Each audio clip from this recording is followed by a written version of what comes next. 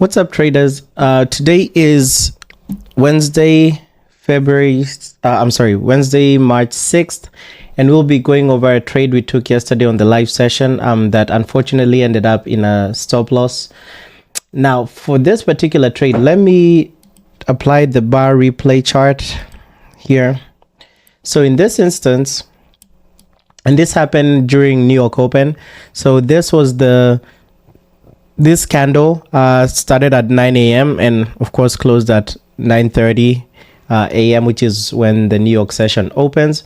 And keep in mind, we really do not trade before New York Open, but here we had a test and rejection of a double by SAR zone in the direction of the daily bias. So as of yesterday, our daily bias on US 30 was bullish. So I saw this trade when the market was opening and I just started the live session. So knowing that we have the double SAR here, the next job is to find if we have any zones or demand zones within a demand zone, or concentrated demand zones here, to see where the buyers are or where the buyers were at that point. So you turn on the zones indicator and we can see that we had this concentration of buyers that was all the way down here. Now for this particular one, we also had this zone in here as well that had demand zone within a demand zone, and then we had this other zone that was all the way down here. Now at this point,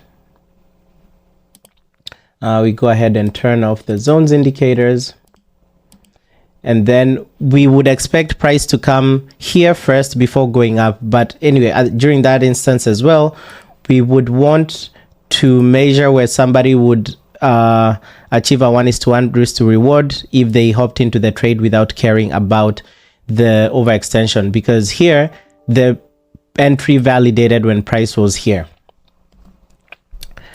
But we would want to, or we would have wanted to wait for price to come down here, first before getting to this part first, which offers the 1:1 risk to reward. So we waited for price to come down, which it actually started coming down. Now, as of this point right here, I was waiting for entry on the 1 minute time frame based off of the breakout scanner. Now, and so if anybody who had taken this trade would have, like on impulse, would have managed to, let me change this so that it goes back, would have managed to be at break even, because as we keep replaying this, you can see the trade, or even hitting TP, you can see the trade came all the way back up. But personally, since I was waiting on the 1 minute time frame to get the breakout scanner entry, I ended up getting in somewhere around here. Because we had a reversal to the upside, and I ended up getting in somewhere around here. Now the issue with this is that my entry was a bit, not the, or wasn't the optimal point of entry. So what I've done, so I know this is the breakout scanner, and I was looking at the 1 minute entry here, and if we can go back, say till yesterday, let's see. This is the 1 minute time frame, and we'll just wait for the breakout scanner to load. So we are looking at that 9:30 a.m. Eastern time entry. Okay, perfect. So the entry that we took yesterday based off of the 1 minute, give me 1 second. I believe it was this one right here. Because it wasn't this one to the top. Yeah, I believe it was based off of this entry right here, because ideally the trade went straight into drawdown. Yeah, so it was this entry. No, I think it was this one. Yeah, it was this particular entry right here. So now what I've done, what I realized is that this, because normally I'm not an impulse trader, so as much as I saw price coming down to where I expected it to go, normally I won't enter in on impulse just as of yet, because sometimes if you enter in on impulse, you can have a big stop hand trade or push to the downside or to the upside depending on the direction. So I always want to wait for some sort of confirmation, which for here using the breakout scanner, we have this green axis and this red axis. They show you the crossover entries. So what I decided to do going forward, I'll move from the 1 minute time frame for that entry. Instead of doing the impulse entry, I'll move from the 1 minute and go to the 5-second entry. So for most people, they may not have access to the 5-second chart because you'd need, I think, TradingView Premium or Pro or whatever for that one. But the idea would still be the same, would be when the trade gets to this zone. So let's see what time this is. When the trade gets to the zone we anticipated, in this instance, it was this was the candle, the 9:30 candle. So possibly the 10 a.m. candle. So if we go to the 10 a.m. time frame from yesterday, on this 5-second chart, let's see. Since this is 5 seconds, we might have to keep going pretty far in. Right. See. And should be here around 10 a.m. So here we go. Yeah, around this 10 a.m. time frame. So here what we could have done, because price, we were expecting price to come to pick up demand between 768 and 732. So what we could have done is here between 768 and 732 here, would have waited for that crossover buy, which you can see it down here on that 5-second chart, and then we would have taken the trade from there. And you can see if we did that, we would have ideally had no drawdown and we would have gotten that push to full TP. But unfortunately, yesterday's trade was a loss, and I went ahead and marked it up as such. So you'll see yesterday, Tuesday, was minus 0.75% loss. So going forward, I'll start checking on that 5-second time for entries. So you can still do impulse trade like when price taps into your zone, but for me, I just prefer to wait for that extra confirmation. The 1 minute I noticed was taking a little too much, because for the 1 minute, by the time the 1 minute validated, price had already started retracing all the way up, and I think we had already gotten stopped out. So yeah. But going forward, I'll be looking at that and seeing how we do with that entry going forward. But anyway, so that's the first trade of the month, and first and only trade of the week. So starting off the month with minus 0.75, which is not bad. Again, even in the month of February, we started off the month in a loss. But we'll see what the rest of the week and the rest of the month brings. But other than that, I'll catch you guys in the next recap. All right, peace. What's up, traders? Today is Tuesday, March 12th, and I'm doing a trade recap for a trade we took on Friday, March 8th, which resulted in a win for 1.5% gain. So you can see we had a 1.5% gain in March. And again, this spreadsheet is available to the public. I'm down in the link in the description. So here on Friday, or actually beginning of this month, we changed our strategies up a little bit. So for those of you guys who remember how we used to trade when I first started this community in March of 2023, we ideally used to do supply and demand, and we evolved, started doing or evolved from that, started doing trend lines in conjunction with supply and demand. And then later on, that's when we started using the SAR strategy. Now, previously during this week, based off of how the market was moving, I ended up adding another confluence to the supply and demand. I'm sorry, to the SAR strategy, which was the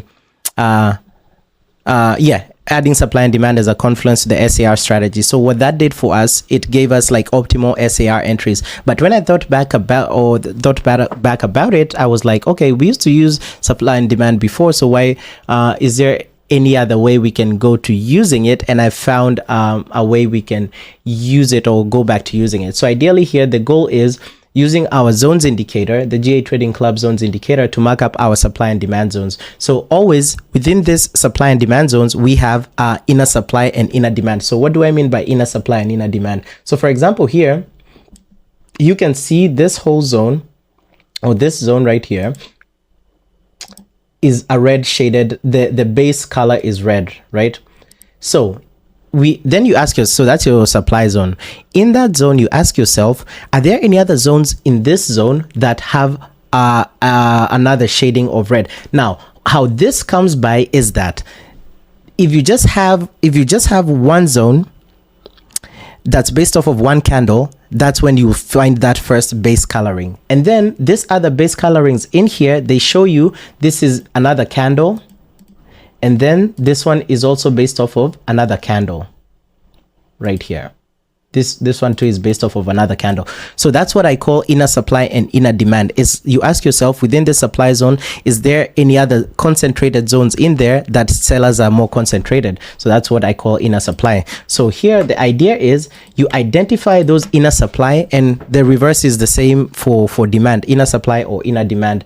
So in here, for example, and the distinction comes with the white borders. So for example, you can see from 38,942 to 38,769, that's all sellers sitting there. But you have from this visible white border up there to this visible white border below here, we have this small visible border, white border in here, right? So that means you have two supply zones in here. So you have this first one, and then you have this next one in here. So those are two distinct ones. So after this, you mark up your entries relative to where price is at. So for this strategy, the beauty of it compared to the SAR strategy, you can do both buys and sells at the same time, because you're always asking yourself, relative to where price is at, where is price heading, right? So remember, price moves from one area of liquidity to another. So if price is next to a supply zone, most likely price is headed to pick up supply from there and then drop. If price is next to a demand zone, most likely price is headed towards the demand zone to pick up liquidity from there and then head back up. So in this instance, this was the 9 a.m. candle. So keep in mind, I only trade post New York. So for example, 15 minutes after New York session has opened, in order to avoid manipulation. So from 9:45 Eastern time to like 2:30 p.m. Eastern time. So those are my times of trading. So here I'd already marked up this zone, and this was during the live session. So when the live session, this was the 9 a.m. candle, so it closed at like 10 a.m. So in here, price had already crossed this lower supply zone in here, and also this supply zones within supply zones in here. So when price gets to this zone, so I had marked this up. So even in this big zone up here, you can see there's this darker shaded region, right? This one right here. So at that point, and even a bigger one in there. So at this point, you ask yourself, you do your markup here. And then you also you can look at what zones, or I'm sorry, what markups are there. So for example, order blocks, etc. So in this instance, we didn't have any order blocks. That's fine. So you go ahead and do your markup, your sell markup there. You can even do a trade alert. So this candle closed at 10 a.m. and then I did my markup here. So this is how I do the markups nowadays. Something like that. And we also had a 4-hour bearish order block. So we have a 4-hour bearish high here. Now the idea, and then at this point I can turn this off. So the idea here is that I would want to see how price moves in this area. So my idea would be price goes up here, tap. So you can either enter in on impulse, or you can wait for price to stop hunt and then find another entry. So the idea is you wait for price to tap there. Personally, since I don't do impulse entries, I now go to the 5-second time frame and look for an entry there using the crossover sells. But here we had, around this zone, we had a 5-second entry here during the live session. So if you watch the live session, you'll see that. And I think I also sent this out on Friday. You'll see the same screenshot that I've taken here. So no, that was, yeah, so this was it, full TP for a nice 1.5 gain on anyone who took this, and this was during the live session. Here it is. US30 trade taken on the live session based on the hourly inner supply zone is now at a 1:1 risk to reward. Trade is at break even. So I sent this Friday, March 8th at 10:24 a.m. and that was the markup. So if we compare this with so trade entry was 38,908. So if we compare this to what we've just marked up here, 38,908, we were somewhere, actually my entry was lower. Yeah, my entry was somewhere around there. So this was it. Now, in one of my accounts, I got slipped out of this trade due to slippage, but I re-entered it at the very top. So you can see this trade went straight to full TP. So this is what I like about the inner supply and inner demand strategies, because you get that optimal trade entry as well, same as the SAR.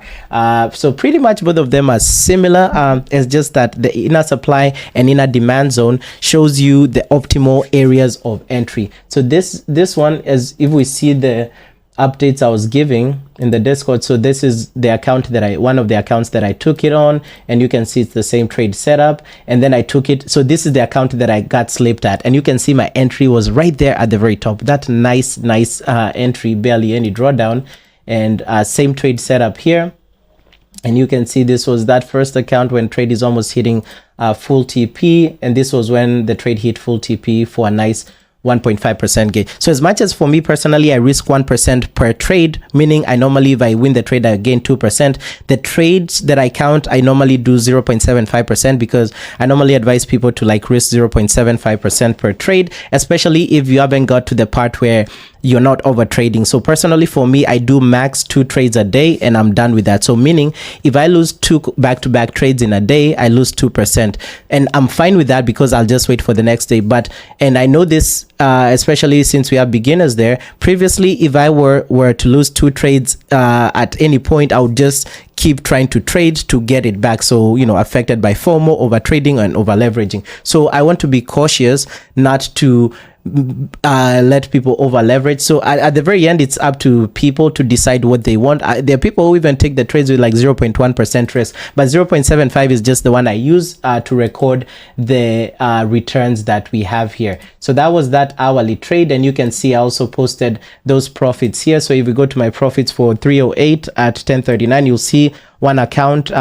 So this is the account that I got slipped at. I entered the trade, got slipped into it, but there was a 30-minute trade setup as well. So I entered the trade, and that's the trade I won, the one I just recapped. So 1800, and then the other trade setup, and this is didn't get slipped up on this one with 4K. So it was up like 5800 for the day. Now, in this same video, let's do a recap of a trade we took today.